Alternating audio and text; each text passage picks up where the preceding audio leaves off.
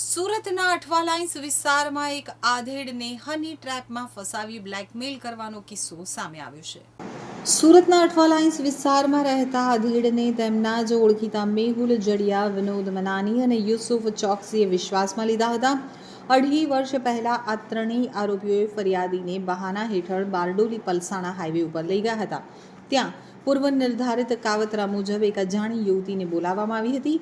આ યુવતી સાથે ફરિયાદીનો નિર્વસ્ત્ર વિડીયો ઉતારી લેવામાં આવ્યો હતો, જે બાદ શરૂ થયો હતો બ્લેકમેલિંગનો આખો ખેલ.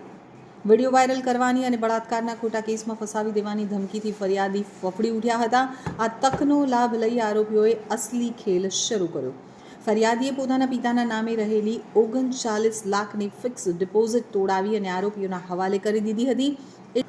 એટલું જ નહીં, આરોપીઓએ ફરિયાદીની પત્ની, દાદી અને પુત્રવધૂના અંદાજે 130 તોલા એટલે કે 1 કિલો 300 ગ્રામ સોનાના દાગીના અને 5 કિલો ચાંદી પણ બળજબરીથી પડાવી લીધા હતા.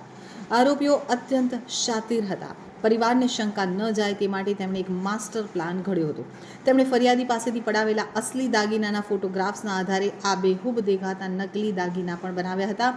આરોપીઓએ આ નકલી દાગીના ફરિયાદીને આપી અને બેંકના લોકરમાં મુકાવી દીધા હતા, જેથી ઘરમાં જ્યારે પણ દાગીનાની વાત નીકળે ત્યારે લોકરમાં દાગીના સુરક્ષિત હોવાનો ભ્રમ જળવાઈ રહે. તો આ સમગ્ર ઘટના 2.5 વર્ષ સુધી છુપી રહી હતી. જો કે તાજેતરમાં ફરિયાદીના પુત્રને આ આખી કરતૂતની જાણ થઈ ગઈ.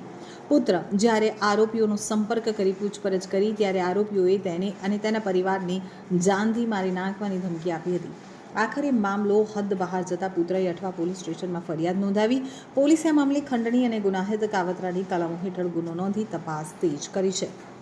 ફરિયાદ નોંધાતા જ અઠવા પોલીસ હરકતમાં આવી ગઈ. પોલીસે ગણતરીના કલાકોમાં જ મુખ્ય આરોપી મેહુલ અરુણકુમાર જડિયા અને વિનોદ જમિયતરામ મનાની ધરપકડ કરી છે. હાલ પોલીસ આ ટોળકીએ અન્ય કોઈને આ રીતે શિકાર બનાવ્યા છે કે કેમ તે દિશામાં તપાસ કરી રહી છે.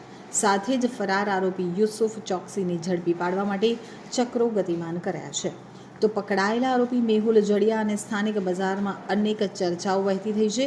સૂત્રોના જણાવ્યા મુજબ મેહુલ ચૌટા બજારના વેપારીઓ પાસે અગાઉ પણ હપ્તા ઉઘરાવવાના મામલે વિવાદમાં આવ્યો હતો. રાજકીય વગ અને મોટા મંદિરના સભ્ય હોવાના નાતે તે વેપારીઓમાં રોફ જમાવતો હોવાના આક્ષેપ પણ થઈ રહ્યા છે.